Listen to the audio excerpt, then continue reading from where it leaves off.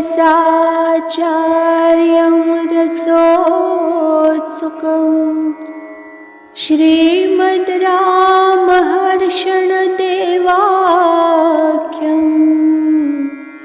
सद्गुरुं प्रणमाम्यहम्।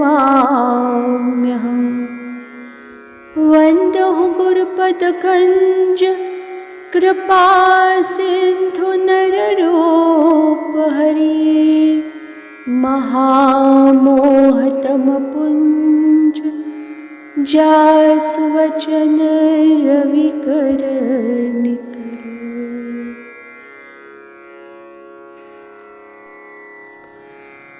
आइए अगले सूत्र में प्रवेश करते हैं। सूत्र संख्या 61। प्रपत्तिर्ग्राह्या मुमुक्षुभिः। प्रपत्तिर्ग्राह्या मुमुक्षुभिः। सूत्रार्थ: सिद्ध साधन शरणागति मुमुक्षु के द्वारा ग्राह्य है। सिद्ध साधन शरणागति मुमुक्षु के द्वारा ग्राह्य है। प्रपत्ति मोक्ष कामियों अर्थात अच्युत धाम में पहुंचकर परम प्रभु के सर्वविधि कैंकर्य कामियों के ग्रहण करने योग्य है, न कि भवरस के रसिकों के।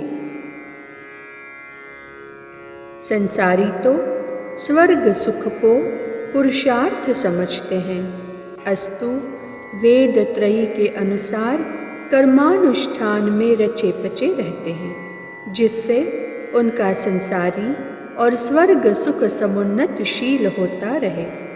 जैसे गोमय का भ्रमर सदृश काला कीड़ा गोमय का ही सदा अन्वेषण किया करता है, उसे कमल के मकरंद से क्या पड़ी। पंकज पराग प्रेमी मधुकर ही सर्वरस त्याग कर उस सुंदर सुगंधित मधुरस के लिए कमल वन में सदा मंडराता रहता है। ठीक इसी प्रकार संसारियों और मोक्ष कामियों में अंतर समझना चाहिए। उपर्युक्त प्रपत्ति प्रभाव समझकर जिज्ञासा होती है कि अन्य साधनों की भांति प्रपत्ति का भी अभ्यास चेतन को दीर्घ काल तक करते रहना चाहिए कि कोई अन्य प्रकार है। सूत्र संख्या 62। सकृदेव भगवद वाक्यम। सकृदेव भगवद वाक्यम। सूत्रार्थ: भगवद वाक्य के अनुसार एक बार की हुई शरणागति ही फल प्रदान करने में पर्याप्त है। भगवद वाक्य के अनुसार एक बार की हुई शरणागति ही फल प्रदान करने में पर्याप्त है। व्याख्या: श्री राम जी के वाक्यानुसार उन करुणावरुणालय के उदात्तोदार्य के सहज स्वभाव का दर्शन करने से यही निश्चय होता है कि परब्रह्म पुरुषोत्तम भगवान के प्रति की हुई एक बार की शरणागति ही अभय प्रदान करने एवं इष्ट पूर्ति के लिए पर्याप्त है। यथा सकृदेव प्रपन्नाय तवास्मीति च याचते अभयं सर्वभूतेभ्यो ददाम्ये तद्व्रतं मम। लोक में भी देखा जाता है कि समर्थ उदार व्यक्ति से अगति होकर एक बार ही अपने इष्ट वस्तु प्राप्ति के लिए प्रार्थना पूर्वक प्रणिपात कोई पुरुष करे तो वह अपनी अभिष्ट वस्तु को प्रार्थेय से पा जाता है कि पुनः सर्वसमर्थ परब्रह्म परमेश्वर की प्रपत्ति। एक वन्य जीवी व्याध ने अपनी कहानी कुरेश पुत्र श्री पराशर भट्टाचार्य जी से बताई थी। वह इस प्रकार है: मेरे घर आज उदर पूर्ति के लिए कुछ भी न था, अतः वन की ओर कुछ शिकार प्राप्त करने की इच्छा से गया, किंतु दिन बीतते चला,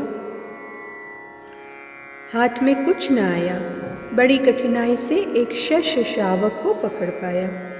सूर्य अस्ताचल जाने की तैयारी में थे, अतएव उसी को लेकर घर के लिए प्रस्थान किया।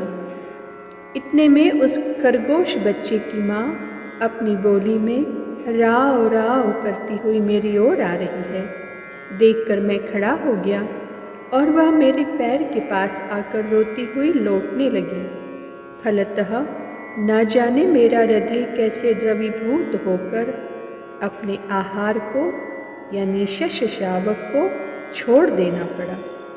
सुनकर पराशर भट्ट ने अपने शिष्यों से कहा कि व्याध का यह आश्चर्यमय कृत्य शरणागति के प्रभाव से प्रभावित होकर ही हुआ है। सूत्र संख्या 63। इष्ट प्रीतेर्वशात् पुनर्पुनः। इष्ट प्रीतेर्वशात् पुनर्पुनः। सूत्रार्थ: अपने आराध्य की प्रीति के वश में होकर बार बार शरणागति की जा सकती है। अपने आराध्य की प्रीति के वश में होकर बार बार शरणागति की जा सकती है। व्याख्या: इष्ट यानी प्रभु प्राप्ति की आतुरतावश बार बार शरणागति मंत्र एवं द्वय मंत्र का उच्चारण प्रपत्ति करने वाला कर सकता है, अपनी स्थिति को पुरस्सर करके। जैसे कोई बच्चा रुग्णावस्था में पड़ा हुआ कहता है, माँ प्यास लगी है, पानी पिला दो। माँ पानी पिलाने के लिए संकल्प कर पानी पिलाने लगी। गिलास धोकर पानी छानकर ठंडा कर लाने में कुछ समय लग ही गया। तब तक प्यास की आतुरतावश 25 बार माँ पानी पिला दो कहा। तदनुसार इष्ट प्राप्ति की आतुरतावश चेतन द्वय मंत्र का उच्चारण करता है। यद्यपि परब्रह्म परमेश्वर शरणागत वत्सल श्री राम जी प्रपत्ति काल में ही प्रपत्ता को मोक्षाधिकारी बना दिए हैं, तथापि शरीरावधि परम पद स्थित परम प्रभु के दर्शन की त्वरा लगी रहती है चेतन को। अतएव बार बार श्री रामः शरणं मम कहना स्वरूपानुरूप है। आज की चर्चा को वाणी यहीं विराम देती है। श्री सद्गुरुदेव भगवान की जय।